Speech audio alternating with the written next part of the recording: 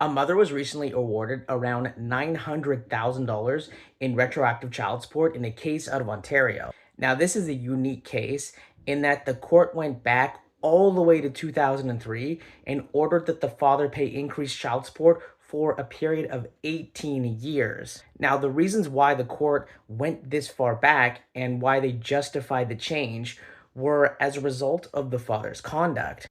In the case, this court found that his conduct was as bad as it gets. In terms of his blameworthy behavior, justifying going this far back, he misrepresented his income to the mother and the court, and he made it incredibly difficult to figure out his financial circumstances.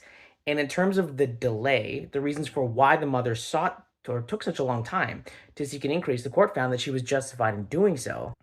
First, the father would threaten her anytime she asked for support. And the court found that one time when she first asked for an increase in support in 2010, she was then assaulted by three people. Now, the court didn't make a finding of fact if this was in fact the father doing this or not, but they found that this did happen right after she asked for an increase.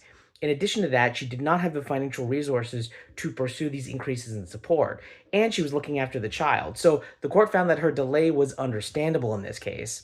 Now, in terms of the hardship overall, the court found that the father wouldn't suffer a hardship. In fact, the court said that his net worth in 2020 was over $7 million, dollars, and that included about $1.3 million dollars in accounts and investments. And they found that the mother and the child would suffer hardship because as a result of the father's not paying the correct amount of child support, the mother and the child were living in poverty. They had to go to discount stores and were relying upon food stamps. So this was a situation where the court found that it was appropriate to go all the way back to 2003. And based on findings of fact related to the father's income, they awarded the mother just short of $900,000 in retroactive child support.